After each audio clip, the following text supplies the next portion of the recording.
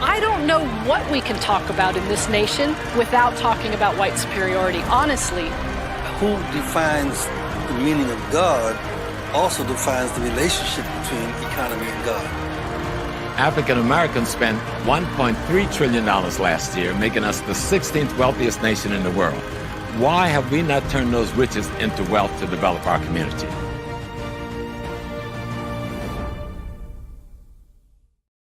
Riches into wealth to develop our community. Hello. Peace, family. Peace, peace, peace. It is so good to be, okay, for some reason, I'm getting some feedback. It's like we're already starting off. It's so good. Okay, hold on 1 second, family. Okay.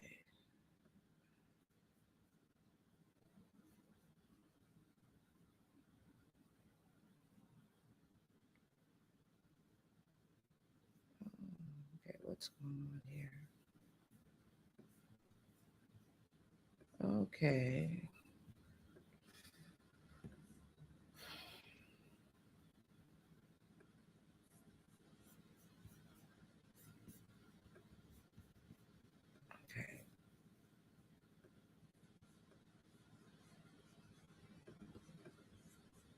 Okay.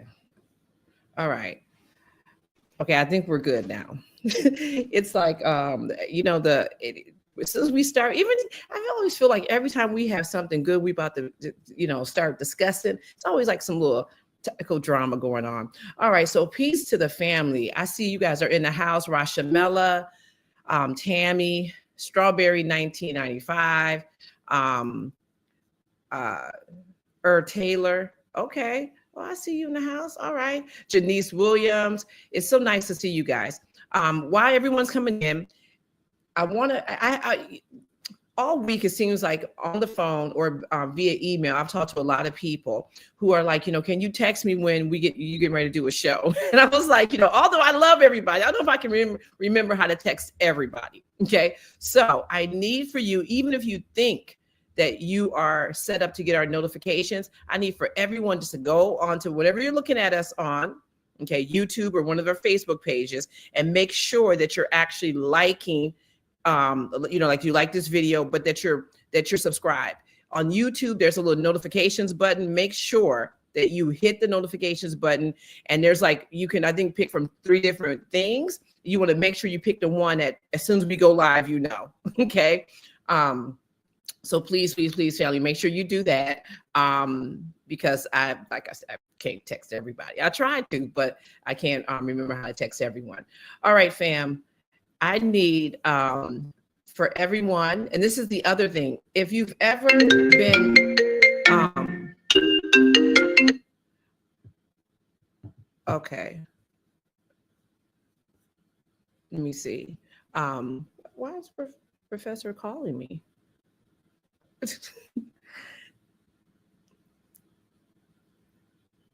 You can't hear me?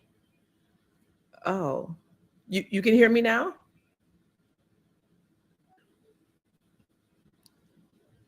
Okay, wait, hold on, family. Hold on.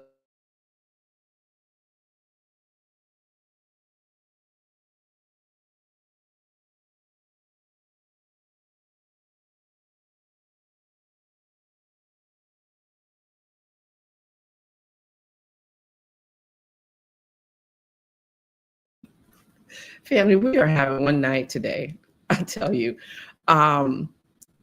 Okay, God, you just have to love Professor Small. So I need to make sure that everyone is connected to the newsletter. So if any point you unsubscribe to us at any point, and then you try to subscribe, you actually can't with the same email. You have to go ahead and sign up with a different one. So right there, if you just go to happyfilm.com, you just hit, there's a stay connected. It's on the left side of the website. Just hit it and then get connected again. Okay. So we really appreciate all the love that's been, pouring out with this newsletter. We've had several businesses reach out to us. Shout out to Dr. Daniel LaRoche. Miss Toledo Bryant, who also traveled with us. Shout out to her as well. This is a really, the newsletter. And as I'm talking, I'm just going to, I believe I have, I actually have one of, we can look at January's newsletter. Okay.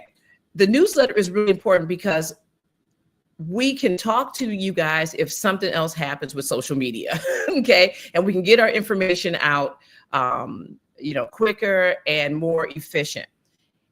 And, I can't even remember. I want to say it was like maybe 2 years ago, maybe a year ago. I was at Dr. Jeffries' house talking to him and Miss Rosalind Jeffries. And he brought out this little bitty like newspaper that everyone wrote in. It was Dr. Ranoka Rashidi, Asa Hilliard, like everyone had articles in this little newspaper. And I tell you, I've been trying to figure out, because we can't find it now, because when I find it, I'm going to come back and show you how we've been doing this forever.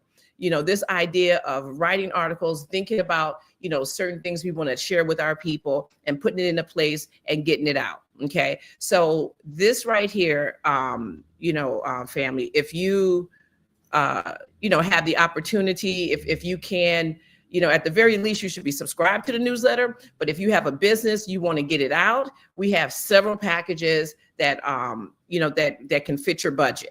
Okay. And we reach a lot of people because it's not just the newsletter, but then we have about like 100,000 people, like just like on social media, that we're getting stuff out to. So family, if you can make sure that you are connected and you are signed up for the newsletter, and that if you have a small business, and even if you don't have a small business, but let's say you're in the community doing something and you have a big event coming up, this is like the perfect, place to, to advertise in. We love our newsletter. It's not free to make. Okay. So all the advertising dollars go actually back into, into keeping this newsletter going. So right there, family. All right.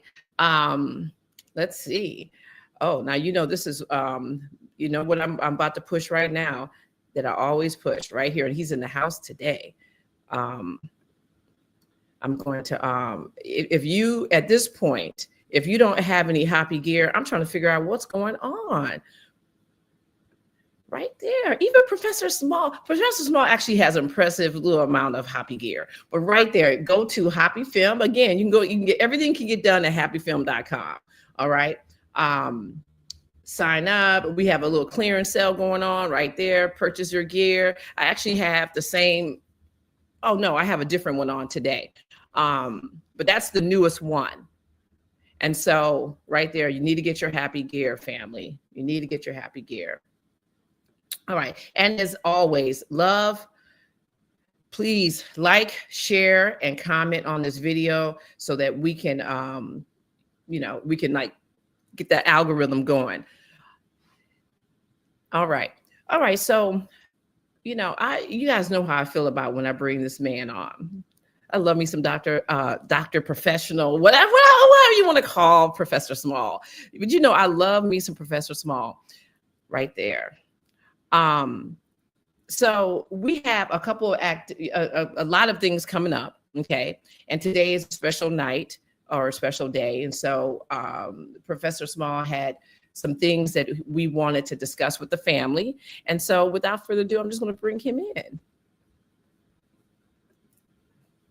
Hey, Professor. Hi, Sister Felicia. And listen, family, like, when we were getting started, I have the heater right here. It's cold in New York. And I was sitting here and I saw Professor all wrapped up in his stuff. I was like, I'm gonna get mine too. So now, because every time I talk to you, you're always nice and warm. And I'm always over here freezing. So I got my mud cloth today. So how you feel? Mud cloth is a beautiful gift. It's a Malian gift, remember. They sell a lot in Ghana, but they come from Mali and Burkina Faso.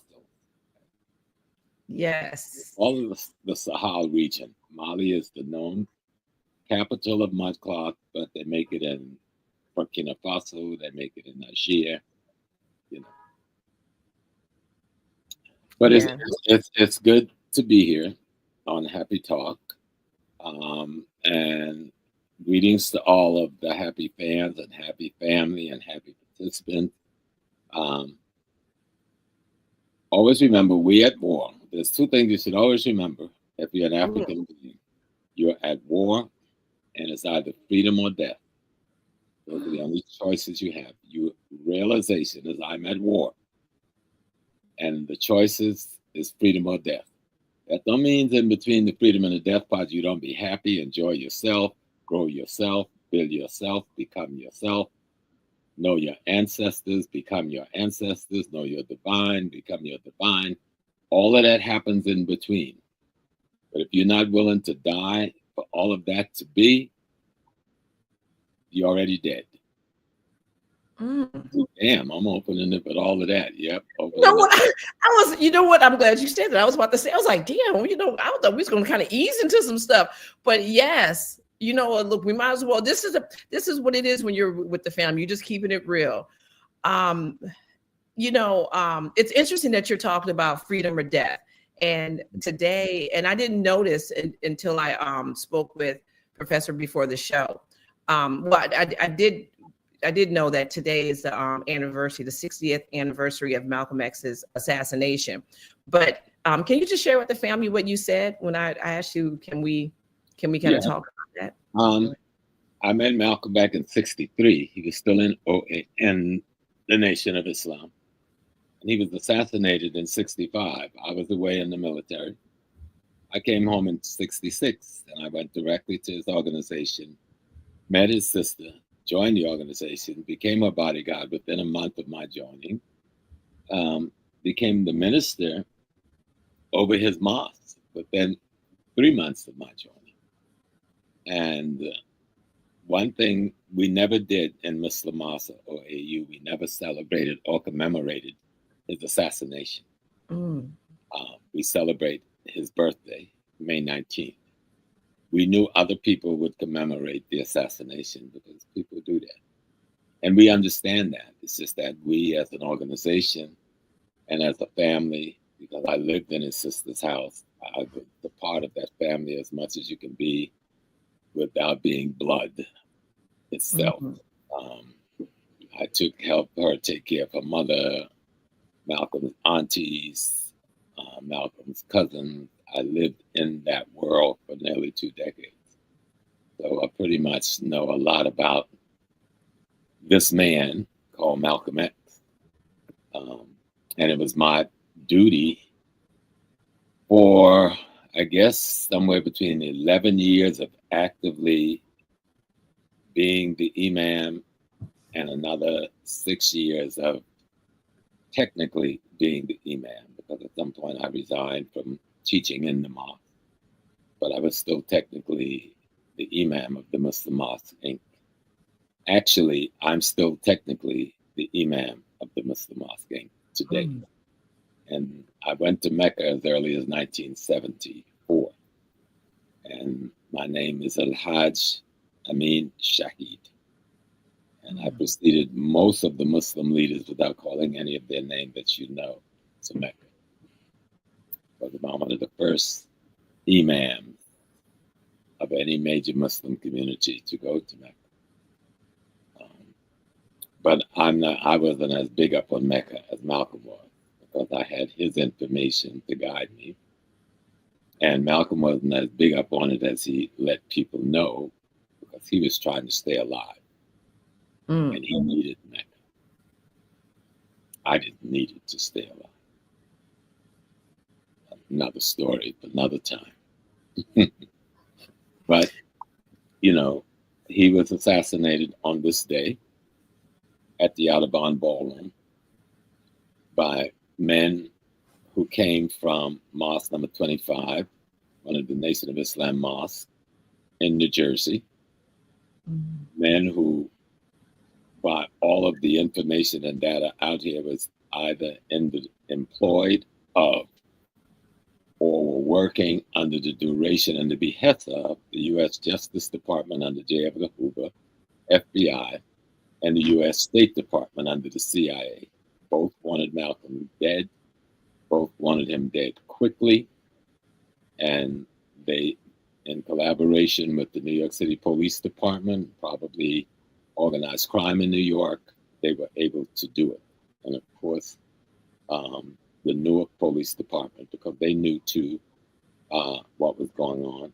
If I could learn later about the training, and I'm going to just say some things that most people don't know, about the training of the death squad in Chester, Pennsylvania, about the meeting at the temple run by Jeremiah Shabazz with some of Elijah's children in Philadelphia, about the training in the Bronx by Yankee Stadium at the Mosque of Allah. They knew.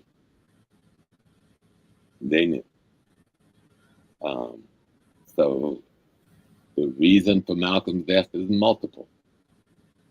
But one of the main reasons why the government had to kill him like really quickly, on the domestic side, he had a meeting a week and a half before at Ossie Davis' brother Tom's house in Queens, because Ossie and them was very close. And at that meeting, all of the civil rights leaders were there, except Dr. King. But Dr. King sent a representative. And all of them agreed to work with Malcolm and the OAAU to come together, the civil rights movement organizations coming together with Malcolm X to work in unity for the betterment of our people. 2 weeks from that meeting, Fannie Lou Hamer, who was at that meeting, invited Malcolm to come to Mississippi to speak. Of course, he was killed before he could get to Mississippi. That's the domestic thing that J. Edgar Hoover was afraid of, the uniting of the nationalist movement with the civil rights movement. Scared that cracker to death. So he gave the word to his New York staff, which is in the files and have been on TV and other things, do something about Malcolm X. What do you think J. Edgar Hoover means when he tells his office, do something about Malcolm X?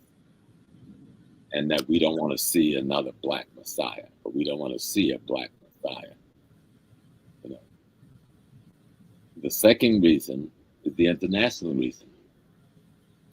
Malcolm was supposed to speak 2 weeks from the date he was killed in Algeria, invited by President Ahmed Ben Bella to address the non-aligned nations. Those are all the nations that had just gotten independent, just gotten out of colonialism in Africa and Asia and Latin America. And America was trying to pull them in America's camp. Russia was trying to pull them in Russia camps. China was trying to pull them in the Chinese camp. Malcolm was going to do a very critical anti-American speech based on the way our people had been treated and how our human rights were violated. He was going to share the stage with none other than Ernesto Che Guevara. If you understand the implications of that, you know why they killed him before that meeting could happen. That doesn't even count the possibility that a few months later, he would be before the United Nations in the early fall to charge America with genocide. But the meeting before the non-aligned nations was much more important than the UN speech. And his partner, and the brother's name, skip me now, the brother he was working with out of Kenya, who helped him get all around Africa, was murdered on the same day in Kenya that Malcolm was murdered here in America. Oh my God. Okay.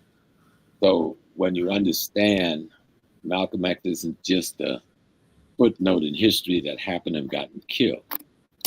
The same politics you see in play out today in America and in the world, that's the politics then.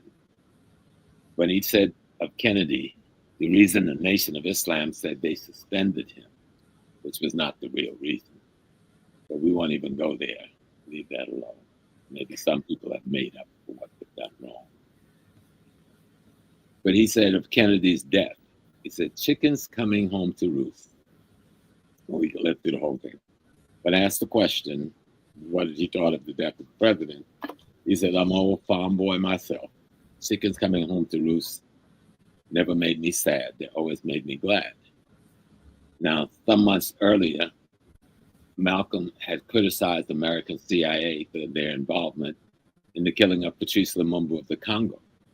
At that point, most of us didn't even know who Patrice Lumumba was, right?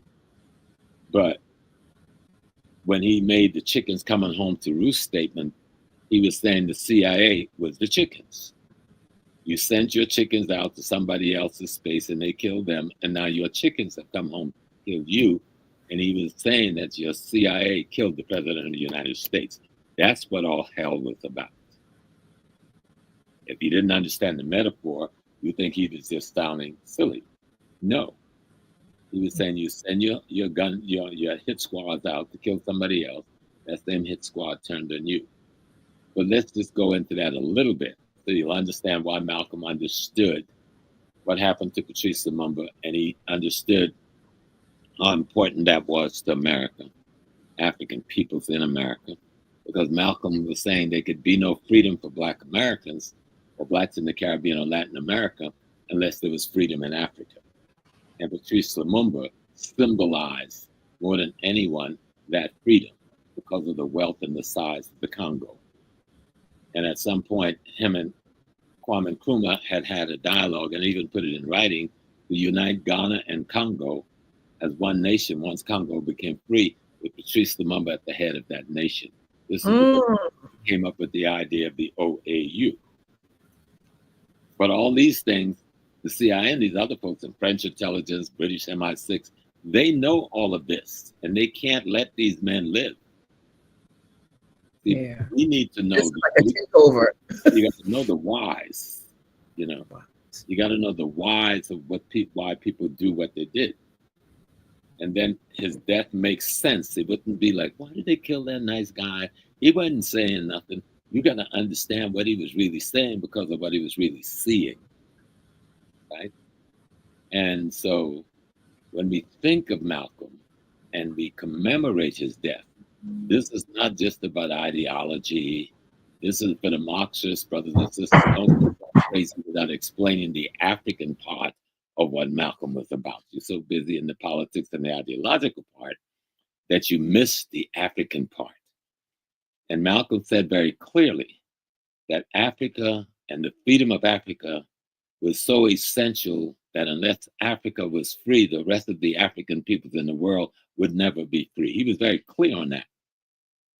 And when he founded the OAAU, he didn't found it just for the Blacks in the United States. He stated it very clearly that the OAAU was an organization that would encompass all of Latin America, all of South America, and all of the Caribbean as well as North America. That's what he was aiming to do, and to unite that force with Africa. So it's important that we understand Malcolm. Then you'll understand why they assassinated that 39-year-old absolute genius, you know. Absolutely. And when we go, I know we're going to go to Ghana this summer. We're going to talk about that. And the place where we go to have our naming ceremony, that is the family who hosted Malcolm X when he was there. Wow. Furthermore, that is the family whose house Maya Angelou lived in all the while she was there. And you remember Maya Angelou was his host in Ghana. So all of those things, to know me, you'll understand better why I do what I do, the way I do what I do. I'm completely loyal to Malcolm because Malcolm was completely loyal to us. But I'm not just loyal to Malcolm in celebrating him or commemorating him. I'm loyal to Malcolm to keep up his teaching of the truth, no matter what the cost. Keep up trying to organize our people everywhere in the world, no matter what the cost, and to support every liberation movement and the anti-neocolonial movement anywhere in the African world. That's what he said in opening up, we're at war, and our mantra can only be freedom or death. And Malcolm didn't have to die that day. He could have walked away. He knew they were going to kill him. He went up there anyway, hoping that he might be able to escape. But they cut off all of his pathways. You know, they were better organized than his security was. So we should always commemorate any of the great soldiers, from the Harriet Tubman to the Fred Douglass, from the Booker T. Washington to the Marcus Garvey, from Malcolm X to the Sojourner Truth, all of the soldiers that died for us. But don't just commemorate them. Don't just come in tones of sadness on the day they died. Keep doing the work that they were doing. That is the only real way to commemorate them. Absolutely. Do the work. And the work doesn't mean you don't have to get up and speak at lectures like I do. Teach your children the history and the culture of our people. Teach your children about the great heroines and heroes that fought for them. Teach your children an African language. Teach your children how to be African. Teach your children the history and the culture of African people. And a lot of people, when I heard them say, oh, well, we got all these different cultures in Africa. Yes, we do. But we also have a mother culture out of which all of those different cultures come from. And so when you understand that conceptually, one Africa is easy to think about wherever we are in the world. And Malcolm understood that. That's why he said civil rights. He didn't say give up civil rights and it wasn't something we should do. He said we need to expand on civil rights because civil rights is a local thing. And you can't get your friends and comrades in Africa, Asia, and Latin America to speak up on your behalf because civil rights is a domestic legal discussion.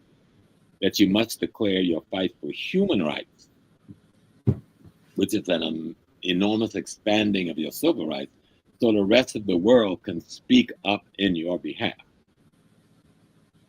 And that was the basis of unity with people of color around the world, and particularly the African peoples around the world. And so, yeah, Brother Malcolm, you know, it's always freedom of death. You'll live forever. You know, we do go to your grave every May 19th and we celebrate your birth. And we have not missed a day since 1965. Yeah, that's a very moving celebration. It's a very moving celebration. I went last year. Wow. Yeah, it was really So that, you know, and it's a joy thing. You know, Malcolm was beautiful, man. He knew what he was doing. He knew the dangers of what he was doing, but he did not back up. He knew at the end of the day, all of us are going to die anyway. So live for something and die for something if you have to. Malcolm lived for it. So dying for it was easy. As brutal as it looked, it was easy because he is forever a living spirit in the eyes of the world for eternity. So he's not dead. Yeah. Even the electricity that lived in his body that we call spirit is not dead, it's still here. So, you know, this is him with his friend and his former student, Muhammad Ali, who was another extraordinary spirit that understood. Have you listened to Ali when he talks on these little talk shows and things? You see, wow, he understood. He understood he was African. He understood that someone had genocide against us. He understood that we were dealing with racism. He understood that we were dealing with a people who were in the fantasy of supremacy. None of them are supreme. It's the white fantasy of supremacy. We should never call it white supremacy because that thing never existed. Fantasy of white supremacy in their mind. Fantasy of white supremacy. Yeah. Okay, wait. Okay, Professor. I always drop one of these on you every time you come on. But that's No. I think that you just said like a bunch of stuff. I think we all need to collectively just take a deep breath. Okay, because you took us on a whole roller coaster. I'm like, oh my God. But one of the things that you said, you know, and I remember Dr. Runoko Rashid saying this all the time. He was like, everybody, you know, now you don't have to do everything, but everyone has to do something. Like not doing something is not an option. So I like how you said, you know, you give speeches, but you know, teaching your kids, like all of those, you know, pieces are important for the big puzzle of our liberation. So yeah. Okay, so I wasn't, you know, I was going to go a different way, but now that we're here, you just said something about he knew he was African. What does it mean to be African? Like to know you're African. To know that you're African is to know that you're human, and to know that you're human is to know that you're divine. And so it's a step process. Once I recognize that I'm an African, that I'm the evolved human, then I know that I'm divine. And one thing about Malcolm that people miss, he really was a Muslim. But don't confuse being a Muslim with being an Arab, because Malcolm was not an Arab. Yes. Malcolm was a Muslim. Being a Muslim is not a contradiction to being an African. being culturally an Arab and pretending that that is being a Muslim is a contradiction to being an African. And many of you brothers out there doing the salam alaikum thing know what I'm talking about. And I'm saying it that way because I am a Hajj and I'm a good theologian when it comes to Islam. And so we knew that there's a concept in Islam called the community or the ummah. The ummah. Malcolm understood that the world was broken down into multiple races and multiple ethnic nations and multiple cultures. So he wanted to be a part of something that united all of that. And that's what Islam represented for him, the unification of mankind without the necessity of discarding your race or culture. So he had no problem being a black man and no problem being an African man and still being a Muslim. Because the Muslim was a behavior towards humanity. You know, it's the behavior towards ecology and cosmology.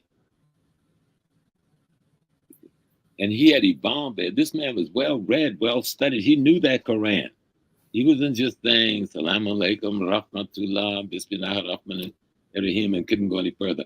He knew the document that explained to him the intent of the content.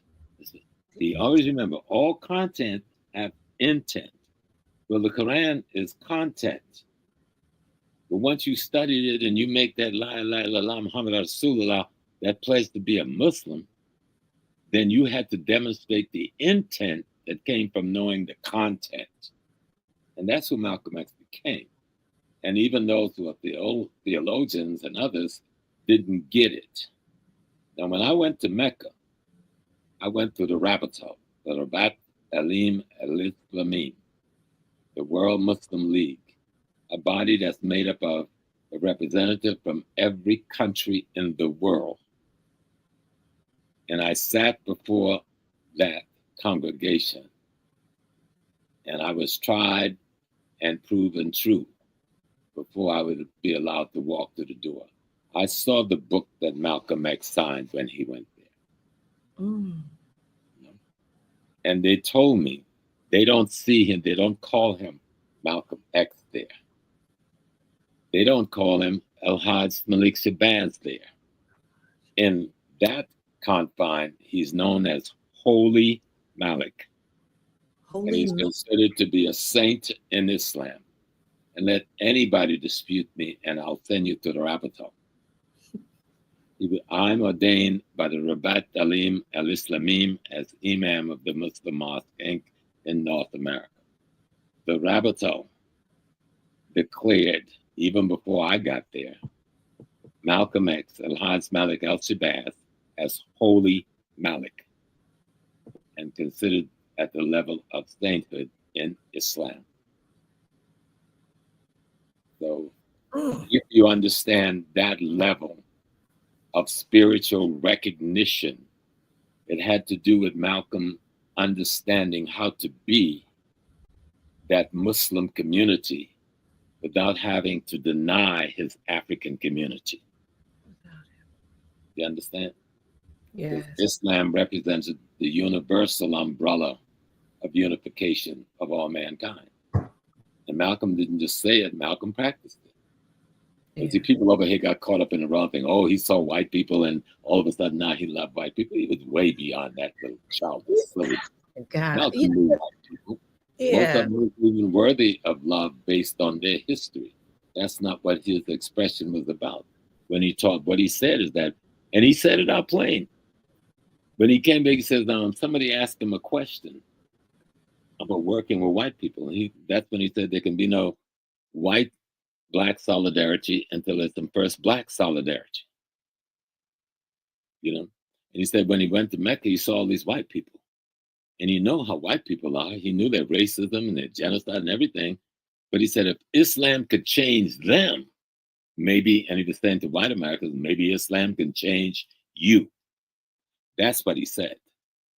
He didn't say I'm blanketly accept all y'all, and I'm sorry to say anything, y'all skins is white. No. He said, if you accept Islam and allow yourself to be transformed like the whites I met in Mecca, then we could work together. But that ain't what was happening, and that ain't what's happening. So study Malcolm. There's actually a good book I want to recommend to people too. Oh. A beautiful young scholar. And her name is Naja Zigby Johnson. She actually teaches with you. She teaches at City College in the architecture department. And wait, what's her name again? Naja, she spelled it Najha Johnson, Zigby Johnson. And the book is called Mapping Malcolm. Oh, that's nice. It's a beautiful book. And what she does is interview multiple persons, some who knew Malcolm and many who have just celebrated him. And then she records their impressions, and their thoughts of Malcolm. Fantastic piece. Mapping Malcolm. Mapping Malcolm. All right. But I hope I've given people a little sense of Malcolm more than just the man that took 19 bullets at the Audubon. Yeah. That was great enough because he took them on our part, on our behalf. But he had become something bigger than what people know. See, to become a Muslim, the only next step is God. You don't understand how deep this thing got. In terms of his character and behavior, the man had elevated himself above anybody. Then you said, how could they kill him? The fact that I'm here talking about him in the way I'm talking tells you they didn't kill him. They removed the body of Malcolm Little from the house of that contained Malcolm X. So all of the rest of our bodies now have chopped off a little piece of it, and we contain them through millions of people all over the world. Talking about him today. Millions and millions of people across the world got a piece of Malcolm X spirit in their mouth and in their mind. And in their mind. Got his ideas they're trying to put into practice. So did they kill him? No, they didn't. No. Impossible. Okay, I want to first is let me just say shout out to King Simon's in the house, Jamila Lewis. Yeah, I see you guys. Mitchell Guest, I ain't seen you in a minute. Nice to see you. See you guys in here. Make sure you guys are liking. I see you always get me discombobulated when I sit up here with you. You and your little best friend, Dr. Obatashak. I tell you two. Please make sure you are liking and sharing this video, okay? And if you can hit us up, you know, it's so funny. King Simon's in the house, and King Simon is the one that came up. We were on his show one time. He talked about the you know, showing some love, some Cash App love. We were like, oh, we like that. So we just changed. We were like, you know what? If you guys can show us some HAPI love on the Cash App, that it goes a long way. Trust me, everything that we do takes money. And so whatever, you know, that you give us, we are very, very grateful and thankful for that. So thank you. So, you know, you talked about this idea of, you know, just really of Malcolm just expanding, you know, just expanding who he was, his perception, his, like, just what he knew. And you talked about this traveling to Mecca, you know, the pilgrimage to Mecca that he made. Can you just kind of go in a little more about, like, what did traveling do for him? Well, so he said that travel expands your scope. The traveling allow you to see the world in a broader perspective. And even Mecca was the core religious pilgrimage that he went to, but his pilgrimage extended through something like 7 or 8 African nations where he met the presidents of those nations, where he was immersed in the culture of those nations, where he participated with other revolutionaries from South Africa, from Zimbabwe, from others who were in those nations training to go back home and liberate their countries. He went through all of this on the travel pilgrimage. So when he came back home, the transformation was clear, or the addition to his transformation, because Malcolm was a constant transformation. information transformed him at all kinds of levels. And let's be clear, when he went to Mecca, so I can get this myth out, oh, he went to Mecca on the pilgrimage and he saw some white folks and he came back. That's a lie. That's the myth. That isn't even a proper interpretation. The other person that I was made to honor when I went to the Rabat Dalim al-Islamim in Mecca in 74, and I walk in the door, and after a day of back and forth with some crazy little Arab brother, and I finally showed my credentials so that they know who I was, that I was the disciple of Haj Malik Shabazz Malcolm X and the Imam of the Muslim Mosque Inc. And I was sent to present my credentials to them, which came from his sister Ella Collins and from the Islamic Center of New York, headed by, I forgot the Egyptian brother who headed the Islamic Center. And I was received, my credentials were received. The first person they asked me about, they said, how is Hajj Muhammad? So I'm going like, who's that? They go, Hajj Muhammad. Hajj Elijah Muhammad. Right? Who had been to Mecca in 1957. And people say, oh, he didn't go on the pilgrimage. He went on the Umrah. Umrah they call small Hajj. That's where you go and do everything that you do on the big Hajj, but you don't have the massive amount of millions of people there. But I don't know which one he did, but I know what they told me. They called him in the Rabbitown Hajj Muhammad. Maybe other Muslims running around over here saying, oh, we don't recognize the nation, or the nation ain't Muslim. In Mecca, the nation of Islam was fully recognized. And Elijah Muhammad was fully recognized. I brought that up to say, who do you think led the way and set up all of that in 1957? Yeah, a little minister named Malcolm X. Wow. He didn't go to Mecca with the messenger, I don't think. But Malcolm went to Egypt. Malcolm went to Turkey. Malcolm, I think he went to Morocco.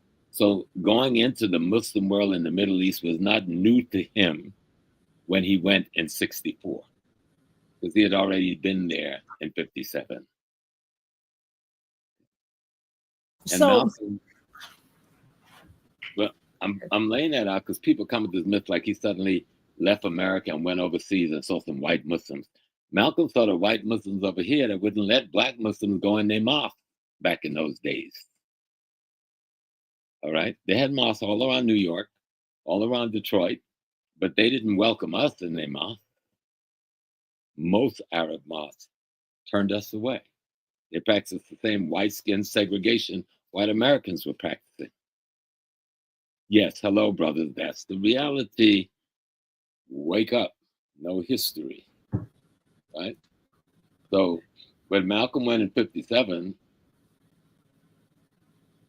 he wasn't shocked then. So certainly he wasn't shocked when he went in 64. In 64, he made his personal Hajj. And he did make some observation because now he's in a fight with the Nation of Islam. And he's trying to create an Islamic identity for himself. Plus, people are trying to kill him, and they had made attempts on his life. So he's trying to find world allies so that he could save his life. And so he may have exaggerated a bit in trying to bring attention on the forces that might have protected him.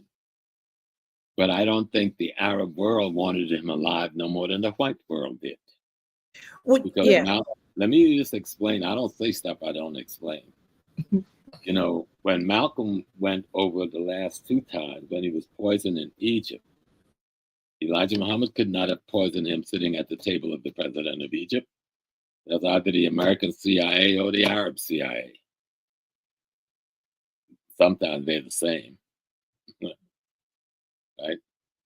Because the Arab world were afraid of Malcolm radicalizing Arab Muslim youth against a lot of the oligarchic hegemony in Islam that still exists today, that the youth of Islam was trying to get out from under them. He was invited by the Indian Muslim Student Association to come to Egypt and make that speech. So I don't know whether the old head Muslim oligarch gave the thumbs up, thumbs down for his death or not. Yeah, I've said it. I've said it before. They've heard me say it. You know. So there's really, listen, when you said a few minutes back, when you said that he started traveling to the 8 different African countries and meeting with the revolutionaries in each one, to me, I was like, I mean, no one wants you to do that. And the brother who was his comrade was named Babu. Mm. He was assassinated in Kenya on the same day Malcolm was assassinated in Harlem. He was the man that was taking Malcolm before the UN. He was the brother that was negotiating to get him the time to speak before the UN. You think that was a coincidence? One of the brothers that was giving up his time at the UN for him to speak was the ambassador from Guyana named Mr. Cummings. Well, all of a sudden, he took a dive out of a hotel window in New York a week later. They said he committed suicide. Yeah, tell me that. And there was multiple others who died in the 2 weeks following Malcolm's death, who was assisting Malcolm in what he was trying to do, both in Algeria with Ahmed Ben Bella. You know who Ahmed Ben Bella was? The leader of the revolution in Nigeria, who had helped defeat the French and was now the president of Nigeria, considered to be one of the top revolutionaries in the world of that day.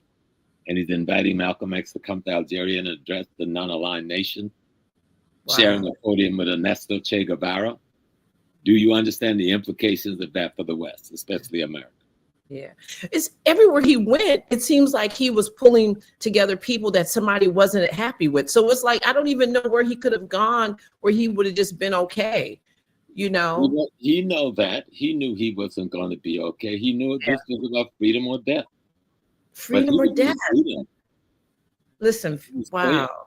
He was for freedom. And that day in the Audubon, he knew they were going to kill him. They woke him up with a phone call saying, James Ali, the FBI informant who was the National Secretary of the Nation of Islam, telling him, bro, this is it. You know, he thought he could get away.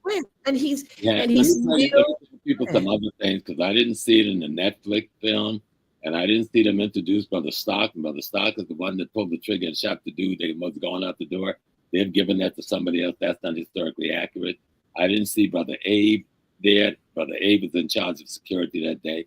I didn't see them interview Brother Josh. I didn't see them interview Brother George. I didn't see them interview Brother Davis. I didn't see them interview Brother Gresham. I know those soldiers. All right. And so, but anyway, we need to know history.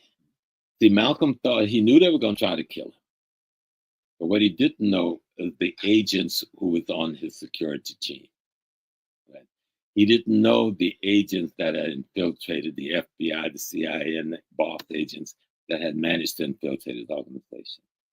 And unfortunately, the people that should know, some of them writing books and carried on writing down, they don't know either. They should have been the point people, but they don't have to talk to me about none of that. And I've been kind, not made any of them having an answer for that, because I'm the one that picked up the scepter, and people have had the answer. And I've never been afraid, even though most people don't know anything about me or who I am, what I am. But Malcolm thought he could escape that day. So he had there was a brother named Abubadika Sonny Carson, who was a young brother. Some people know him. Abubadika, along with another brother named Black Diamond, about 2 carloads of security out of Brooklyn. Nobody's supposed to know about them. That was going to be his backup, because he knew he couldn't depend on his security. Because most of the people on the security at the Audubon that day were brand new. This was their first day on security, because most of the Negroes who had been his security had been bought into by the FBI, saying Malcolm had brought 2 suitcases full of money, millions of dollars from Saudi Arabia that he did not share with them, which was a lie. So his security walked out on him a week before or 2 weeks before. Do you hear me? People who now rise up after 30 years, oh, I was this, I was that. Well, Brother Small know what you wasn't. Right? What you wasn't. Know who I am. Right? And so what happened to the 2 carloads of security from Brooklyn? On the FDR Drive, NYPD stopped them, arrested them, and held them overnight for suspicion of a stolen car and let them go the day after Malcolm was killed. Netflix, you didn't cover that. My great teacher, Suni Malik, who taught me the streets of New York, who worked for Bumpy Johnson, and who Bumpy assigned to protect Malcolm, even when Malcolm said he no longer wanted Bumpy Johnson's protection, along with one other brother who's still alive, so I'm not going to call his name. The feds swept them off the streets and took them to Atlanta Federal Penitentiary without charge a week before Malcolm was hit. It doesn't stop there. Brother Jamal, who was one of my brothers, the part of the Young Blood Brotherhood, NYPD swept the streets of Harlem of the Blood Brotherhood, put them on the Erie Lackawanna. That was the train that took them to the Mattawan Youth Prison so that Malcolm's youth backup was not there on the 21st February. And the one top security brother that was senior that might have even been able to pull together even more tightly a lot of the new brothers who was there that day, like the two brothers on the door that day was brand new, the first time ever on security, right? That brother was beaten up at his house the night before and was laying in Harlem Hospital. Netflix, you didn't talk about that. So there's so much more around what occurred to this brother. And let the world know everybody didn't get away. That's a myth. Maybe little fat boy in Jersey got away. But everybody didn't get away. You know, Allah seeks his own justice. You know, like water seeks his own level. And I've been out here and I've never hid from anybody all of these years.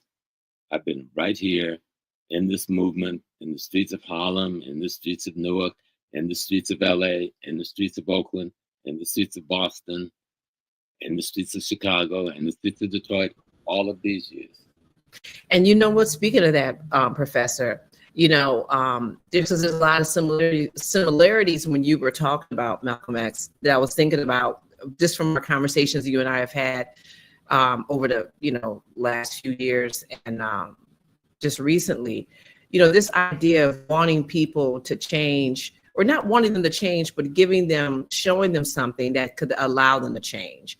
And you shared with us how, you know, that's how you've been in terms of the to trying to get people, you know, to travel and to see other Africans and other spaces. And what you see and get to know, and that causes transformation of who you are and who you're going to be. Mm. So tell us a little bit about that. No, tell us, like, when did that start for you? Like people ask, when did you become conscious? I was never unconscious. Yeah, I was thinking every story you told me from like a little kid seems like you are who you are right now. I grew up on a plantation in the woods in an African village, except it was located in South Carolina instead of in Africa. Many of us grew up in African villages in Florida and Tennessee and Mississippi and Arkansas and Louisiana. But we let somebody tell us we weren't Africans in those villages. And then we kept trying to be something than what we were. I never stopped wanting to be the African I grew up to be. Mm. You know? Yes. My grandmother was a traditional priestess. They call her root women in those days. I'm the root woman's son. I got juju, so you mess with me, my juju. Okay. Oh my God! When I came to New York after I got out of the war, and I went home to South Carolina to my mama, and I stayed there 1 month. I had a very thriving business, a gas station, which is still there. Somebody else got rich off of it now. Just outside of Paul's Island and Litchfield Beach on Highway 17. And I told Mama I got to go. And she said, why do you have to go? Because there was this young lady she thought I was going to marry, and the gas station was going to make us rich. And I said, they killed this man. His name is Malcolm X. And I've got to go to New York and take over his organization. Mm. And she said, well, who is this man named Malcolm X? And I go, like, I really don't know, but I just got to go. And I remember when she prayed for me. She made me come and kneel before her and put my leg between her loins with my face through that passageway that she gave birth to my mother. And I leaned on her apron, and she prayed for me to go and work in Malcolm's organization. And she says, as long as you don't let them put it through your mouth, no one will ever kill you. And her power to this day has proven to be real. Yeah. So I've tried on more than one occasion. But I come out of that. My grandfather was the Moorish Science Temple members and the head of the Prince Hall Lodge in my community, and the organizer of my people, our people. So I come out of that. That village in Georgetown, my cousin, whose name was Rainey, was the first person to be elected to the American Congress after the Civil War. I come out of that. My great uncle, Robert Small, everybody knows history in Beaufort and his stealing of a Confederate ship and his commanding that ship during the war. My family have always fought. We do not know. My family came out of a place called the Freewood before they went to work on that plantation. We were never enslaved on that plantation. We went there in the 1920s to work. But they come from a place called the Freewood, which is still called the Freewood. It's west of Murrells Inlet, south of Myrtle Beach, and north of Georgetown. And most of the people still live there. Is my family, the Small. The Freewood was a Maroon community. That's a Maroon community in South Carolina. Wow. And you can go visit it today. Yeah, I'm coming with you next time you go to South Carolina. We got to roll to South Carolina. Fun. The family will love you. Both my grandmothers are from South Carolina. Oh, I should have known you were Richie. Yeah. Oh Lord. So listen. So what this? But that explains a lot of things. It does. It does. Yeah. Believe it or not, everybody know their tribe. Yeah. Everybody know their tribe. Yeah, they migrated up to Detroit, but 100. Yeah. And my grandfather's from South Carolina. So now, so this idea though, because when I think about like all the stuff you do, and you are relentless about people getting to know who they are and getting on with being African and doing African things. And so this idea, when you started bringing people to Africa, like how did that come about, and why have you been doing it for so many years? Like, one of my great teachers, Leonard Jeffries, took me on my first trip to West Africa and we went to Togo on my birthday too. I forgot what year, 1980, 81, something like that. And I wanted to create in West Africa what I had experienced the Arab having created in Mecca. So our first organization was called the African Pilgrimage Project, right? And we wanted to use the slave dungeons in the same way that the Kaaba and the different sites around Mecca was used as a pilgrimage project. Now, the CIA and the State Department have fought against this heavily, using the Ghana government to go against a lot of what we tried to do. And in the beginning, we would visit 13 slave dungeons, but that was a little overwhelming. That was a little too much for people. God, so we narrowed it down to 3, right? Okay. And now we've got it down to 2, the oldest one and the biggest one, right? Okay. But it was an African pilgrimage project so that we would going to Africa would be the same kind of experience as Africans would be the same kind of experience Muslims would have going to Mecca. That's what I was trying to recreate. And I think I've created it. Absolutely. And that's what our tour is about. It's a pilgrimage where you go home and you walk in the footstep of the great ones, so that you can find yourself in that process. It doesn't matter whether you're Adolf or you're Foundational Black Americans or some other new cookie name you want to come up with, whether you got here 1,000,000 years ago, 1,000 years ago, 2,000 years ago, you came from Africa, okay?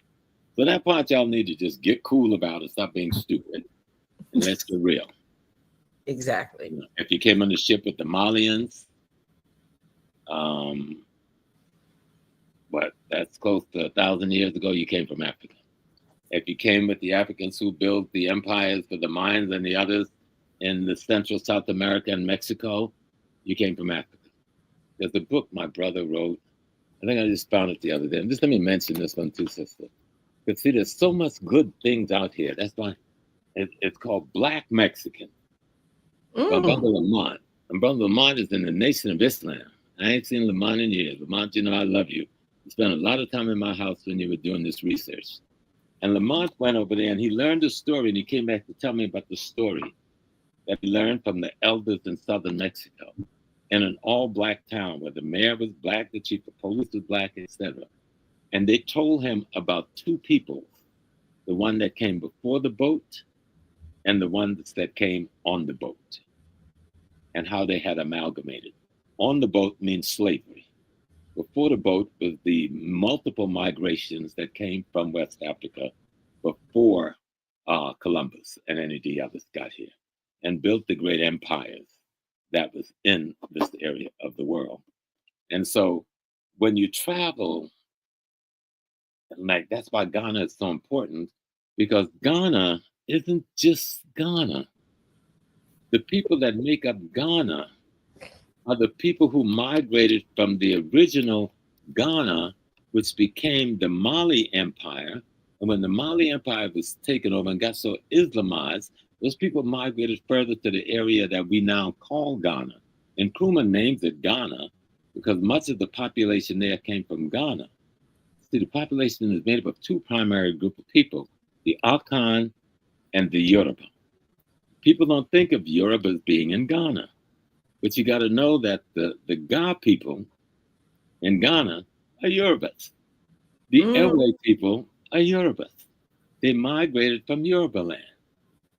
But then you got to also know that the Akans and the Yorubas is 99% genetically the same. That is the cultural differences and dynamics, and not the genetic dynamics that have been separating us.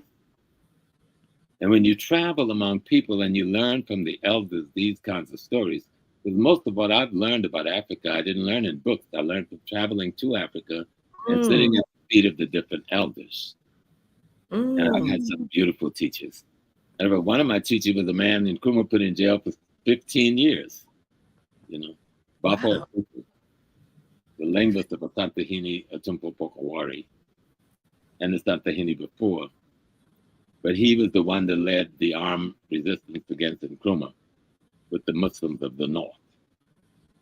And of course, Nkrumah put him in jail. But he used to laugh with me and he says, and I'm Kofi Mpansa. I'm Nana Kofi Mpansa II of the Agogo Stool. I was installed in Ghana in 1984 and recommitted to my stool in 1992 in the mountains of Agogo on the way to Ashanti. And Bafo, God bless his soul, he said, oh, every night when the gods went to sleep, I just walked out and went home with my family for the night. And I came back in the morning before they woke. He said, I did that for 15 years. Wow. And one of his nephews was put in prison with him because he was of such a high rank to take care of his needs. Anything he needed, you know, him to wash the dishes, wash the clothes, prepare his meal. And his nephew told me too, uncle would just go and come. That's beyond most of our imagination because it's still beyond mine. I don't know how Bafo did it. Listen, I know. Listen, the things he taught me, you know. I can't take it no more, Professor. I can't take it no more.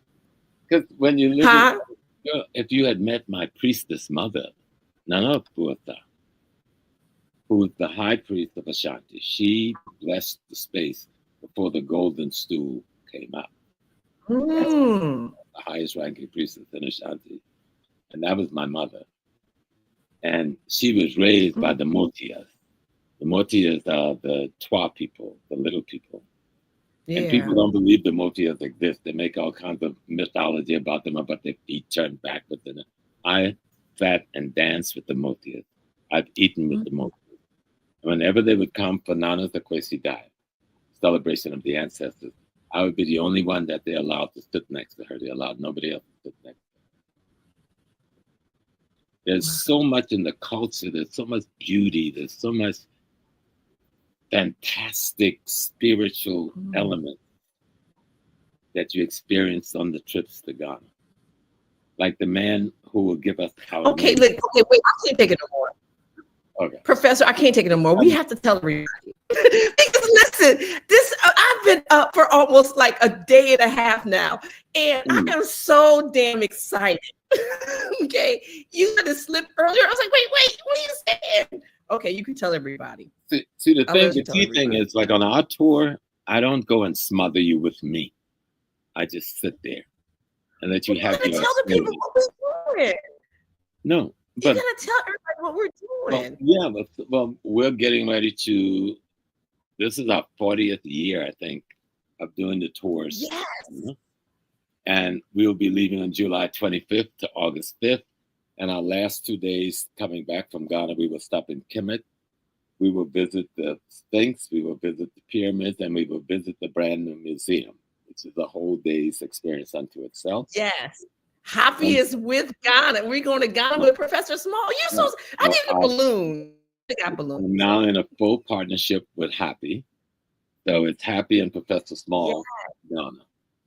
And we're really hoping that you decide to come along with us and have this experience with us and take the opportunity to learn.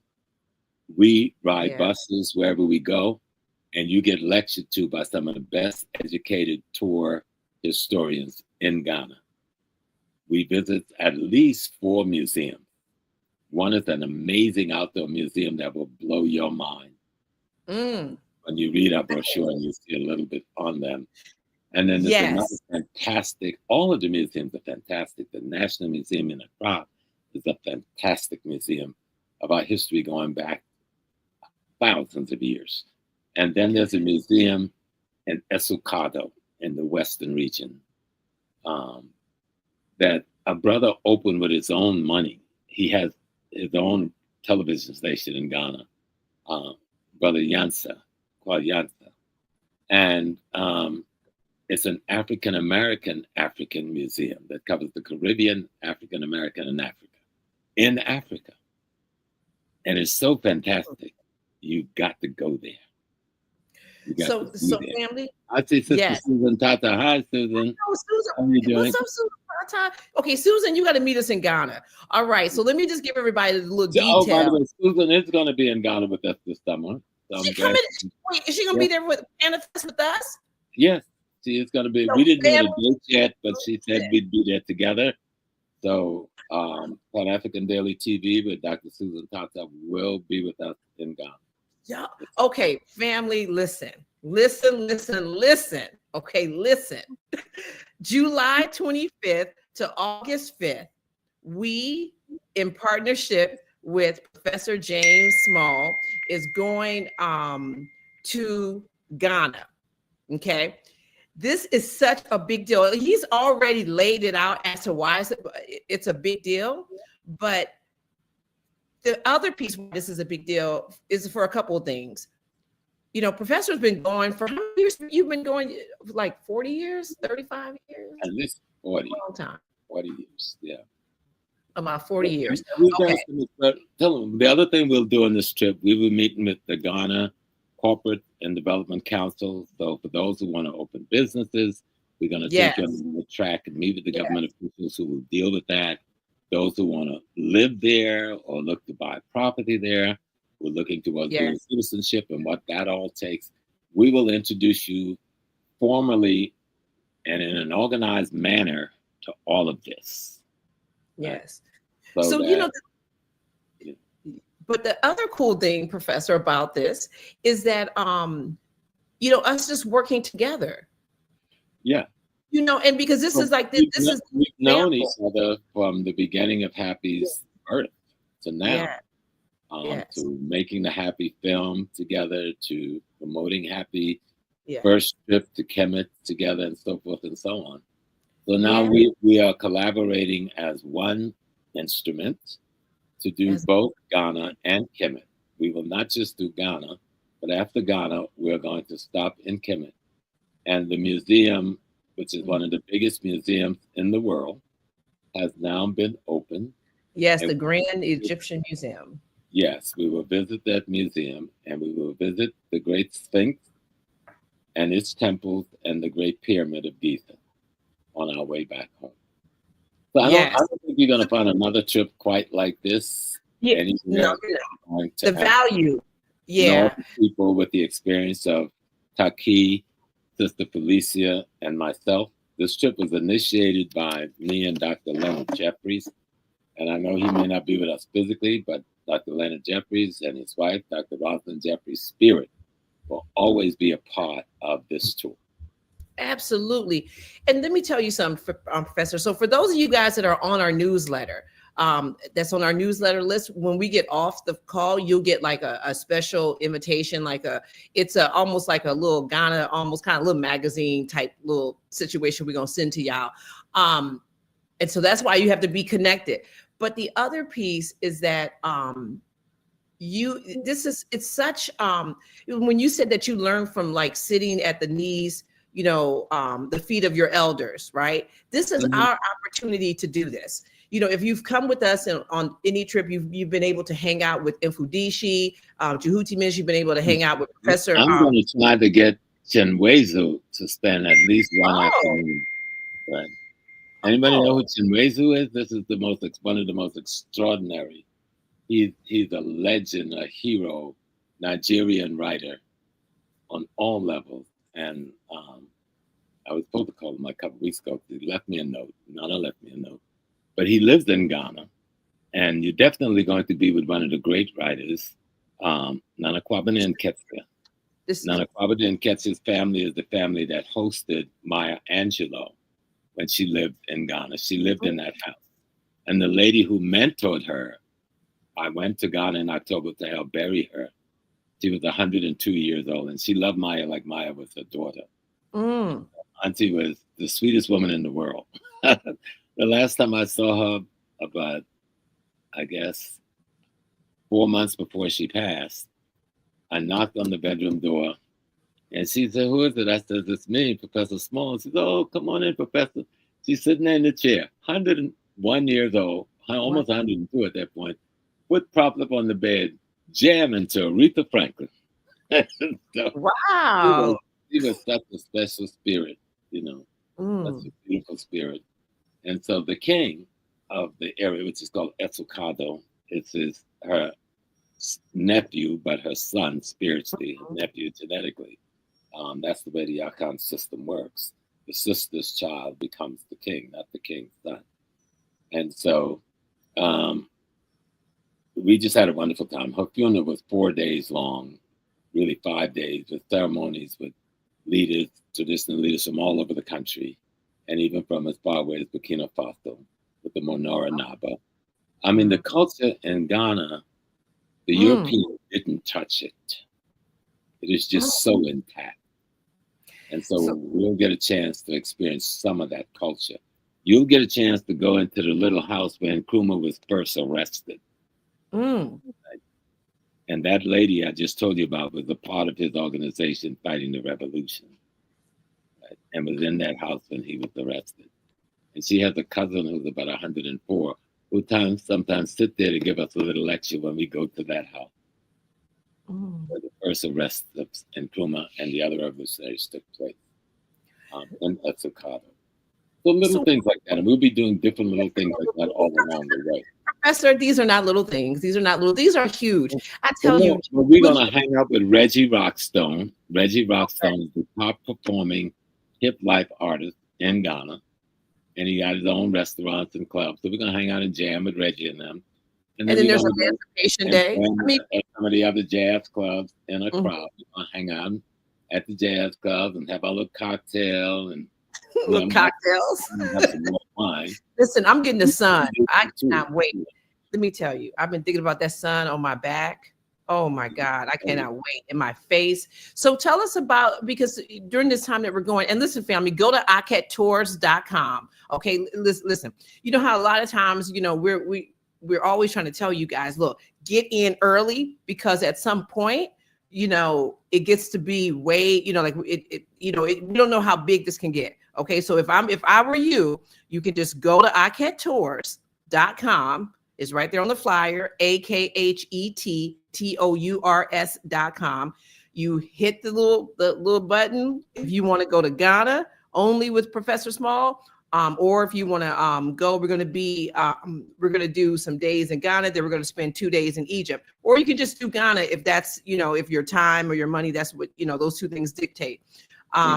You put down your deposit, okay? Put down your deposit tonight. Listen, we spend a lot of money on some stuff, and I am not gonna be one of these people who say, oh, we always spend our money on tennis shoes. I'm not saying all that, but I am saying that this is a good idea to spend money on something that will help you learn more about yourself. Because every time I travel, and even, just in the preparation, the research, you start to really see yourself. And when you can look at people that look like you, you can look at statues that've been carved thousands of years ago that look like you, and have and hear drums and have a feeling that just like you cannot.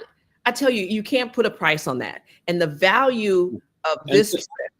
So we do perform weddings on the trip too. If you want to go and get married, we'll set up a traditional wedding for you as authentic as you come. But we need to know that quite in advance. And we have married a few people. Matter of fact, we married Tony Browder and his wife on one of these back in the day. And we married about 2 or 3 couples on the tours. Wow. So if that's something you want to do, get married in Africa and Ghana, and you want to have an authentic wedding, we need to know in advance, because things have to be prepared before you get there. The rituals that have to be done to the gods and other things before you get there. There are certain kinds of clothing design, the kind of protocols that go into making it real. Yeah. So listen, family, right there, akhettours.com. Put down your $300 deposit, and you can make it happen. I'm telling you, this is a trip you do not want to miss. We have the beautiful thing is that we have the opportunity to still hang out with Professor and be at his feet and learn. And tell them about the canopy walk. We're gonna walk on the canopy. So I don't know. Okay, we can tell the people about the canopy walk. Everybody, I've seen elders, but I wouldn't go up that little hill. The elders, I'm gonna do that. Wait, does Ghana have snakes, Professor? Huh? Does Ghana have snakes? The snakes, there ain't no snakes there, girl. You got to worry about snakes more in the Bronx than in Ghana. The canopy walk is just extraordinary. So we go into the rainforest. The white man calls it the jungle. Rainforest. But when you go into the rainforest, the tigers all take the day off. But they live in India anyway. The lions take the day off, and so you don't have to worry about none of them. But the canopies are above the forest. So you're looking down about 10, 20 stories, through the palm trees and the fauna and the growing, and it's beautiful. And you have the short canopy walk and you have the long canopy walk. Most people take the long walk, and just says, I'm already up here, I may as well do it. And just have fun. The height would be beautiful. I can't, the height's going to be beautiful. No, there's no fear of snakes or any kind of animals like that. Because these are well-kept parks. These are not just walking in the bush somewhere. These are state parks that's run and operated by the scientists and all the people, the animal people, all the people that run state parks anywhere in the world. We don't think of Ghana as having state park or Africa, but Africa have zoos. There ain't no animals running around there no more. They're in the zoo, okay? But the zoos are bigger and more open. We won't go to those. They're further up country. They have monkey preserves. You go hang out in the forest with the monkey, and they'll come jump on your shoulder, steal your food out your hand and everything, but they'll never hurt you. But we won't go there, Felicia. You don't have to worry about that. But no, we will do these things, and all of this is a part of the trip. And throughout the trip, you're going to meet the local people, because we may come up there with 2 bus loads of our people from here, but you may see 20 bus loads of young people and school children and community children from there that's coming on the tour with you, who you're going to be interacting with and talking to and getting to know, and they're getting to know you. throughout our tours. Mm-hmm. And you know what? I'm sorry, Professor. Let me just address some stuff that's in the chat. So listen, we have payment plans. Okay, we have payment plans. So don't don't let just like the price of it like just kind of turn you off. We have ways to work this out, because this is important for just like it was for Malcolm to as soon as he started traveling to just open up and expand.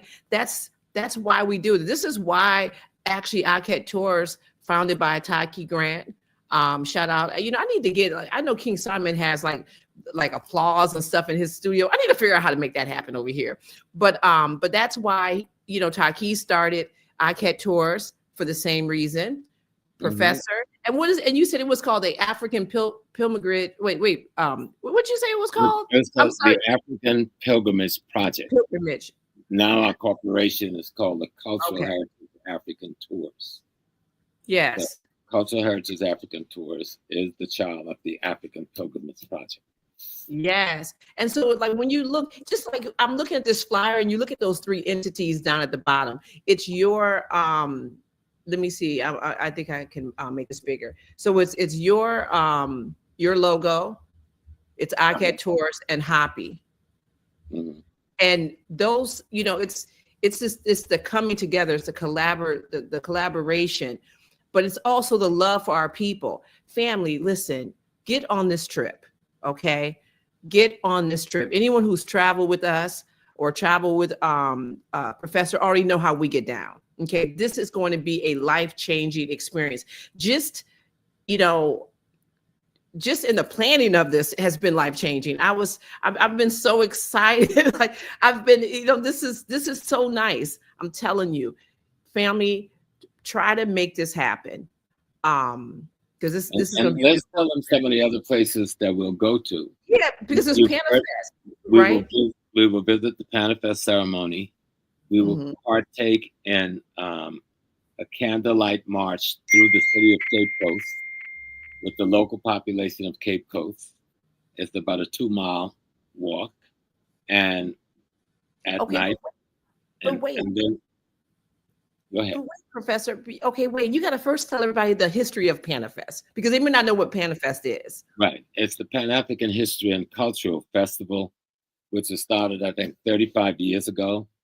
Oh God, they're gonna kill me because I forget sister's name, but an African woman professor who wanted, because just like we over here were trying to find our history, find our culture, in Africa they were doing the same things in multiple countries, and so Nana wanted to present to the government to set up a process by which we could study our history both in the diaspora and in Ghana. I was blessed to be involved in the beginning of that process, but one of my little brothers, but he's been in Ghana living longer than I have. His name is Kohen Halevi. He's from Mount Vernon, New York. And he married a beautiful Ewe woman, Sister Mabel, from Ghana. And he's the administrator of the PanaFest. And so we will, of course, be eating at their restaurant, Mabel's Table, right on the ocean. But PanaFest is a historical festival, and every other year it does seminars, workshops, cultural events, arts and craft events, festival events for a whole week, theater events, choral events. And all that will culminate in that candlelight march to one of the slave ports, the Cape Coast Slave Dungeon, where a couple of thousand of us will gather and have a program to commemorate our struggle against slavery with all kinds of dramas and theater and music and choral. Political people will speak. Most of the times I will have something to say. And at midnight it ends. And the next day will be Emancipation Day, when emancipation of slavery in the British Empire happened. And we will go to a place called Asin Manso. At Asin Manso, there's a river where I also helped the pioneers. And the river is called Donkrasum, which means the slave river, where we took our last bath before we went into the slave dungeon. All right. And there we will go, and we are able to walk in that river and put our foot in the river where thousands upon thousands, millions of our ancestors came through and did the same thing, and thousands died because that was an opportunity to try and escape. And thousands escaped, but thousands died. So that is a burial grove. So you're walking through a sacred ground to get to the river. And before you go to the river, they've set aside a space where we brought a body from Jamaica. We call her Crystal because she was 400 years old and the body had crystallized. That was brought Sister Minnie Phillips and Rita Marley, Bob Marley's wife, brought her there. And Sonny Carson and myself and other brothers and sisters from Brooklyn, we brought Mr. Carson there from the United States. Mr. Carson was about 300 years old, and we dug up his body from the Brooklyn Navy Yard and brought him there. And one other body has been brought there since then by Barbados. And we pay tribute to those ancestors having returned. And at the place, you also have a temple, a meditation temple, no matter what your religion is. If you just want to go meditate before you go down to visit with the ancestors at the river, you can do that too. And then when we come back up, we have a major festival with thousands and thousands of people, and kings and queen mothers from all over the region in their full ancient regalia. Usually the president or the vice president is speaking, along with some of us who come. I usually lead the diasporan delegation because I'm such an old timer, but others I also bring up with me to also speak. And we have dancing, we have protocol, political protocol. It's just that side of a Durbar is something you'll never see in the West. You'll only see in Africa. And nobody does it like Ghana. With a couple of 100 drums playing at the same time. Oh my God. Oh, if you can't be moved by that, I don't know if you can be moved. Well, no, it's a beautiful pilgrimage. Wow. It's a beautiful homage to our ancestors. But at the same time, you're learning history, you're learning culture, you're interfacing with the population, you're getting involved in business probabilities and real estate probabilities. If you just want to find a nice place to retire, it may seem like it's far away, but you can get to Ghana from New York and back quicker than you can get from New York to Honolulu in Hawaii. That's supposed to be the United States. So it's really not far away. You can go to Ghana and live there. And on Friday, when you get off from work, take a plane home to see how Mom and them is doing. And then Sunday night, fly back to be to work by Monday morning. Let me tell you. Yeah. Yeah, my good friend, he's trying to figure out where he wanted to retire at. And he went, I think it might have been about a year and a half ago. He ended up in Ghana for a little, couple of days or whatever. He literally goes almost every month. He's like, he loves Ghana. He's like, I'm there. But Ghana's a special space. It's a special space.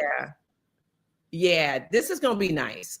This is really thank you. Thank you for just, paving the way. And family,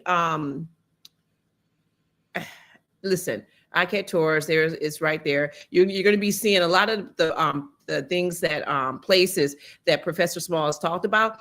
The next coming weeks, we're going to be, sharing pictures and more videos, and we how HAPI does and Professor does. So we're going to be doing that. And again, if you're signed up for the newsletter, you'll get the special little edition HAPI Ghana thing that we've prepared, for after we're done here. So now after we're done with Ghana, okay, we're going to head to Egypt for 2 nights, if you elect to. Now, before we talk about that, Professor, family, I don't know. Because listen, you really need somebody just to book all your events because you're doing like everything. So I'm just, I talk to Professor, I talk to him all the time. I'm like, hey, what's going on, Professor? And I looked at something online and I was like, how did I not know about this? I'm always shocked when I don't know about something about you, Professor, but that you're going to be here. And I was like, well, now we're doing the streaming. HAPI's going to be live streaming Magical Kemet Revisited. But this is like a good thing. This happens next month. It's very inexpensive. If you're if you're in New York City, you literally need to be there, right? If you're in New York City, come through. This is Professor Small, We have Infodici, Juhuti Miss, Kaba Kabane. So you need to be in the house if you're in New York City. But for everyone else, like around the diaspora who can't get here, live stream right there. You go to happyfilm.com, you can get your live stream ticket. And we send you the link and you can still partake in this. And this is important because a lot of things, like when, one of the things you talked about when you were talking about Malcolm X, is this, idea of him going and talking and what he was doing was inspiring people. I can't imagine him going, being in any of his audiences and not being inspired. And this is what's going to happen here with all three of y'all. Like the last time, I have a nice picture of all three of you guys at the HAPI Black Excellence Day in Queens. So can you just, talk a little bit about this event? Yeah, this is going to be an extraordinary event. This is the first time I'll be doing it with our sister, Professor Ella, Mama Ella. But another brother that we don't know much about, his name is Ifa Kunle. Oh, yeah, he's in HAPI. Oh, yeah, he's in HAPI. Yes, but the world don't see him lecture a lot. But he's an extraordinarily brilliant African priest and culturalist. Yep, he opened up HAPI Black Excellence Day too. Right. He was in the culture movement back in the 60s. We go back. He was with Baba Shinge. He was with Baba, a surgeon who founded the village in South Carolina. And he probably, and most people don't believe, but when I first came to New York, I wanted to be a dancer. So, so I was with Babala Tunji, but I wasn't a good dancer. I ended up being in the martial arts part of it. But Baba 52 blocks. Ifa Kunle is a brilliant historian, a brilliant spiritual leader. And of course, you got Baba Kaba Kumini, who we go back for decades, who is an extraordinary educator, an extraordinary lecturer, an extraordinary author, and an extraordinary father and husband, family man, very powerful, very strong family. And then you go to me and Baba Infodici, we go back decades.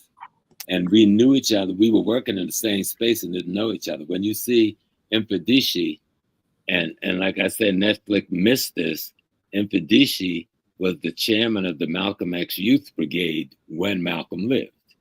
So you see this member, you don't know who this is. Like a lot of people don't know who we are because they were looking for something else other than the truth. Like that. And Infodici, who is a linguist, who is a priest, Infodici is not his name. That is his priesthood title. Jehudimi, is a part of his name. And so this young brother, who's an extraordinary martial artist of the highest order, an extraordinary teacher of the Medu Neter. We were together a couple of weeks ago when I went to the museum in Harlem to meet with him. Yeah, that museum is nice. Yeah. So he is one of the most brilliant Kemetic scientists you're going to meet. So please, live stream if you must, but come out if you can. And deal with magical Kemet. Yes. And then so let me listen, guys. I'm about to plan this out for y'all. Okay, so like tonight you're gonna look at this, and then you're gonna get the HAPI, newsletter. You're gonna learn more about what's going down, and then you're gonna go to this event March 23rd. If you're in town, you're gonna go, and if you're not, you're gonna live stream it. You're gonna be getting amped, and because already you've put your deposit down for the trip. Okay, and so now it's like when you're in Kemet. And it's not a long, we're not going to be there an extended long time. We're there for 2 days, but we're hitting, a lot of people have not been to the Grand Egyptian Museum yet. It's taken them a minute, to get open. I saw Infodici's on there right now, and I saw some pictures of him there. So we get to go there. We get to go to the pyramids and to see the pyramid. This is to stand and feel the pyramids. It's not really about seeing it. It's really about feeling the pyramids. So listen, you got to do the live stream, put down your deposit, make your payments, and get with us to Ghana. Like this is perfect. It's taking your vacation and making it your sacred spiritual journey. Mm. Okay? Because when we go on vacation, we want to relax. We want to relieve ourselves of all the stress and the strain. We want to learn something new. And when you go on these tours back to Africa, and I say back to Africa because we all ancestrally were birthed in Africa. So we're going back to Africa to renew ourselves. You know, like I think it was Homer that said all the gods of Greece would go back to Ethiopia each year to renew themselves. Yes. And then return back to Greece. So we go to Africa to renew ourselves, you know, to soak up the vitamin D that hits us directly on that equator coming from Ra, you know, the sun. To that, even though we can stand in the sun here, we won't get the same maximized energy as we get standing in the sun there. You would get more in the sun 2 days in Africa than you would get in 20 days in the sun in America. Just that alone would be worth going for therapeutic reasons, right? But to go and visit all of these places and to experience it with other brothers and sisters and sit around the lobby and discuss it at night. If you want to sit in just the corner and have fun discussing and drinking some green tea, that's fine. If you want to have some kvasia, we take the other corner and we discuss the same topic, that's fine. But it's just enjoying ourselves, being Africans in Africa, being ourselves with ourselves. That's just magnificent. Being African in Africa. I like that. Being ourselves with ourselves. Everybody that's servicing you look just like you. All the people that you're touching bases with looks just like you. And they're loving you. You know, sometimes we don't know each other's culture yet. We don't know the language, but we know we belong to one another. You know, the Yoruba call it lukomi. I belong to you, you belong to me. Belong to me, yes. You know? So that's what we're going to be doing. We're going to have a good time. And then Susan Tata is going to be there with her little Cameroonian self. And I'm going to get some outfits. Listen, I'm getting outfits, Professor. I don't care. And you guys can say whatever you want to about me. I don't care. I'm going to get my outfits.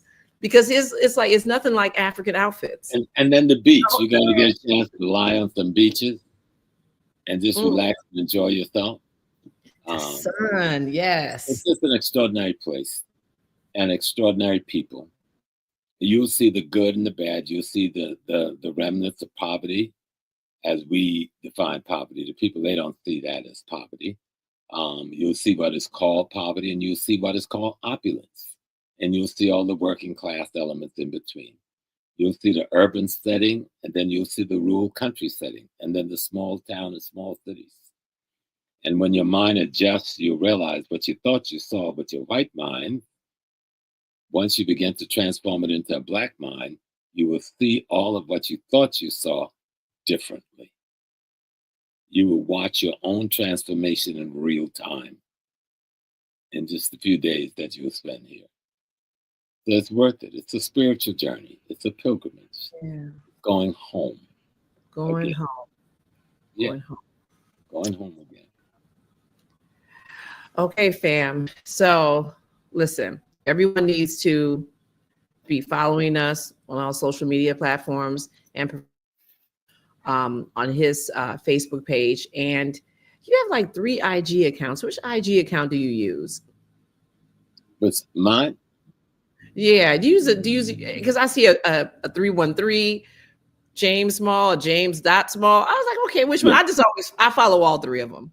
Yeah, the main one. I tried to get with him and get him down to 1, but that has been difficult to do. They don't. But it's the James Dot Small 313. Okay. That's the main. Oh, 313 Detroit. Oh, what up, though? All right. So listen, family. We have a couple of asks today. Number 1, make sure that you are signed up for the newsletter. Okay, it's very important. And it's not only important just to be signed up for the newsletter, but to actually like open it. Right. And we can see when you open it. So like when we see you at events, you're like, oh, I got your newsletter. I'm like, yeah, I know you never opened it. So you got to open it. Okay. Open the newsletter, see what's in there. They're good articles. Like we literally, professors writing an article this month. I think we got Jabari writing an article. Miss Toledo, Brian, who traveled with us, she's writing an article. Chaz sent us an article. We have lots of different articles from the community because this is not just our paper. This is everybody's paper, and everyone has a point of view about Blackness. And so it's really important even if you want to, like, write a piece, send it to us. Okay. Let me put the address up because it's HAPI, HAPImarketingads.com. I know I have this address somewhere. Okay. I'm going to get it up in a minute.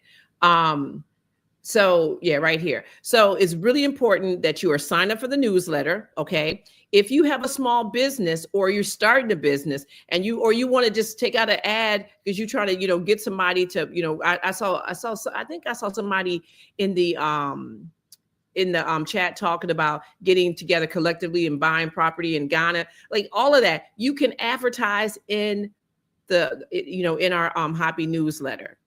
It's literally, like the way the technology is rolling now, we can connect on so many different ways. You push a link. Now I'm in, I'm on your website looking at your products. So family, it is really worth, looking at, I'll send you a little sponsorship package. You can decide which one you want to do. It's really a good look. So far, we've had, a few people come through, for their ads. The next news, oh God, if I can talk, I'm just so excited. I said, it's just you. It's you, Professor. It's just you. It's you. You always be doing this to me. But we also, with the newsletter, we're going to not only, you can, put your ads in, and, I'll send you a sponsorship package so that you can decide which one you want to do. But again, I was telling you, if you have an event or something and you want to just advertise for a couple months, send it to us. Okay.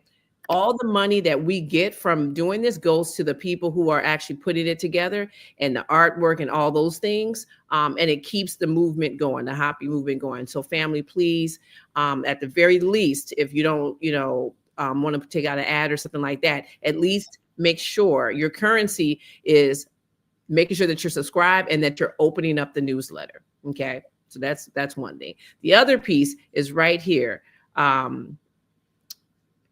Magical Kemet Revisited. It's so important, like these times that we meet up in these spaces, that we really support each other. This is going to be a really good event. Listen, you right here, we got Professor James Small, we have Kaba, we have Mfudishi, we have the Chief, and we have, I don't know the sister, Mama Ella. So this is going to be nice. We get to meet her, bring her into the fam. If you're in New York City, you should be in the house and we should see you because we'll be there. But if you're not, we need to see you on the live stream. It's very inexpensive.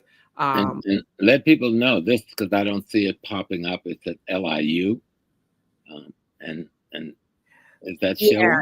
Yeah. I think it is. It's at LIU. I know if you when we can, I think I feel like that we sent that link out before, but we'll put that link in the chat as well so that you can if you're in town, you can just get a ticket. Shabazz, who is one of the founders of these seminars and these talks from back in the day. I'm not going to give you too much. He's come on the show and he's going to talk to, we're going to have a conversation with him too. Just, the impetus of like why Magical Kemet and why Revisited. So that, that's why you got to be signed up for the newsletter so you know what's happening. And then, let me see.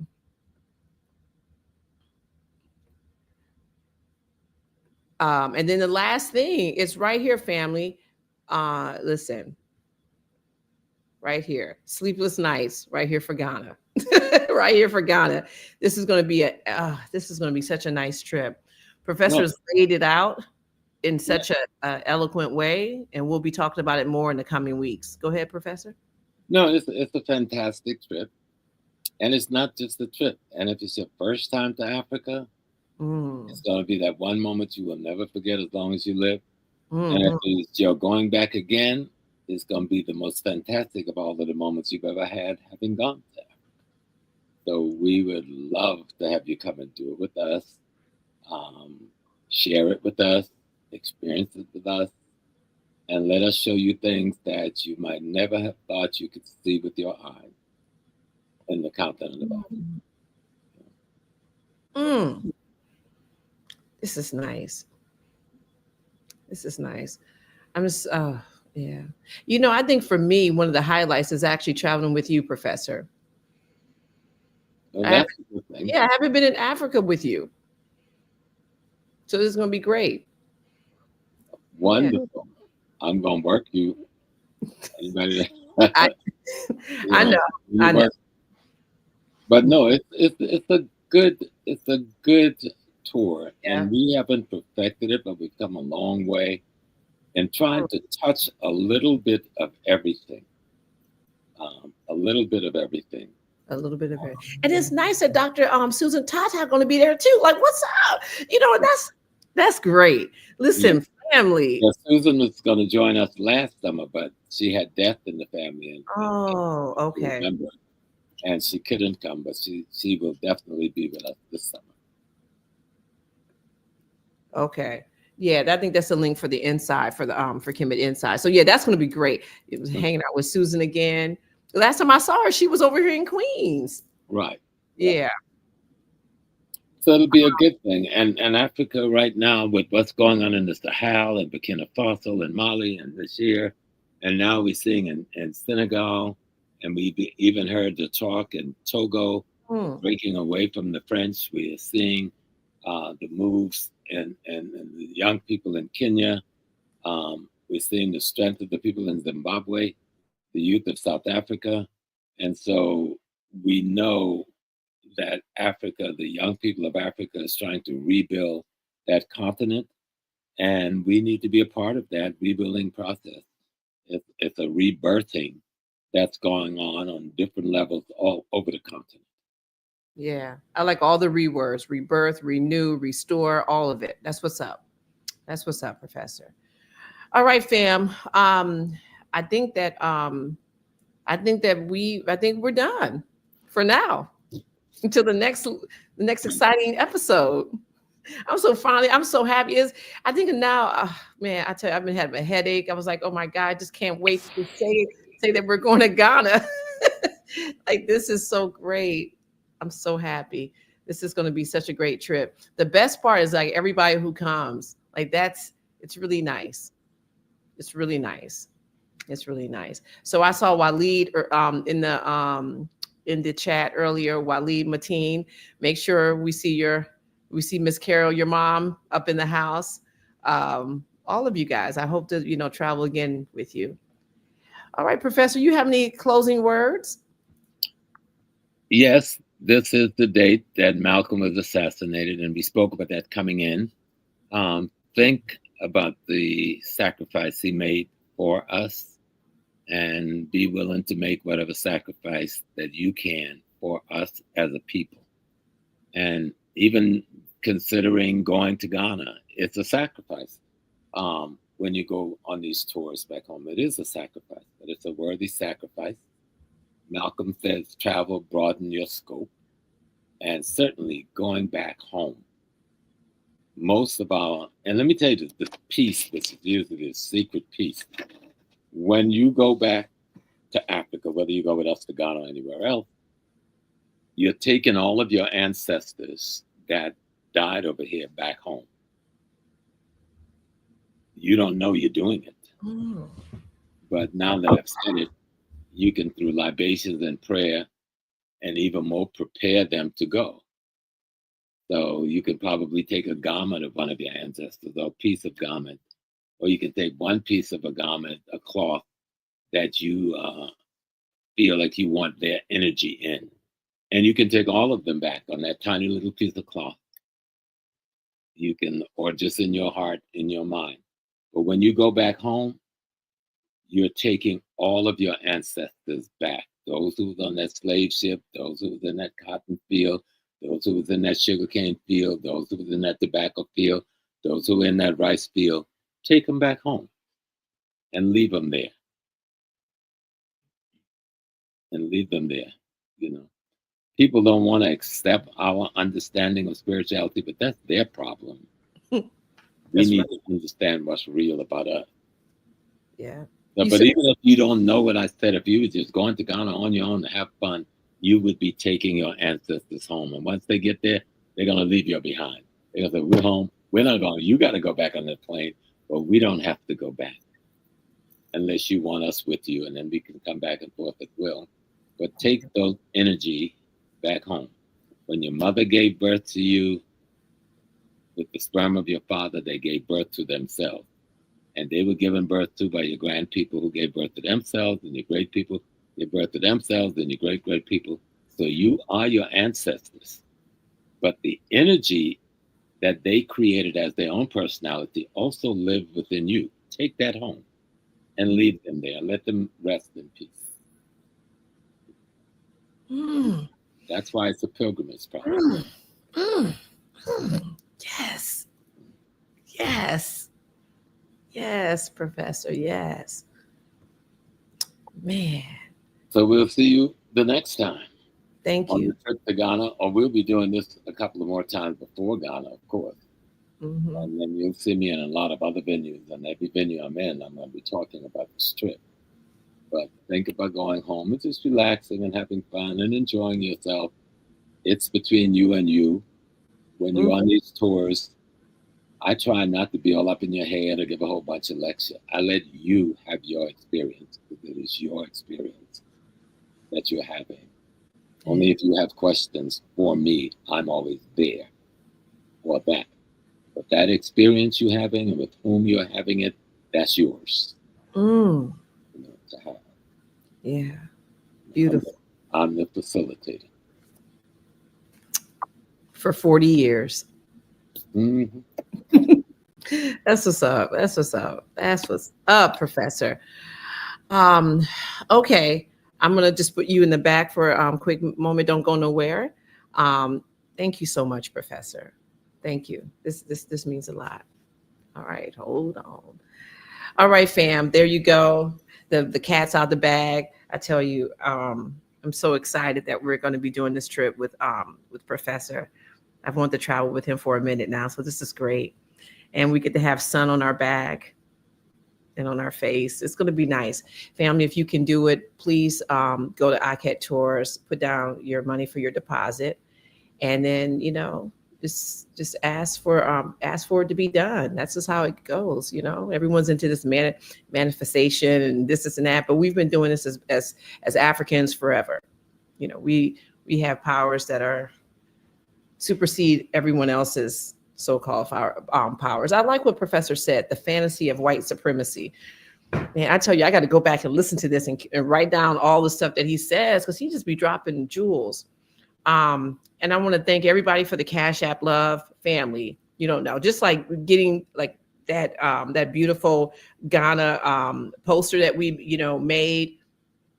All those things cost money. Shout out to Michael. He's been making our doing our like trip graphics for like a minute now. So he's Black-owned business. So thank you. Don't forget Magical Kemet.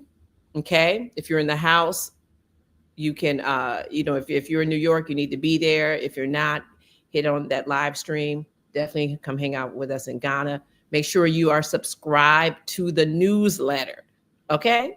All right. I see Lori Lori's from South Carolina. She geeky like me too. She just signed on. But make sure that you are signed up on for the newsletter. That's super important. Okay. We have a lot of good articles coming out in March. If you want to advertise, listen, get your business in there, because you see how I love talking. Taki love talking too. And we just talk about your business. All right. So thank you, family. Oh man, you know what? I should have brought Professor back on to say his famous thing, but since he's not here, I have to say it. All right, peace and blessings, family. I don't know what we can talk about in this nation without talking about white superiority. Honestly, Who defines the meaning of God also defines the relationship between economy and God. African Americans spent $1.3 trillion last year, making us the 16th wealthiest nation in the world. Why have we not turned those riches into wealth to develop our community?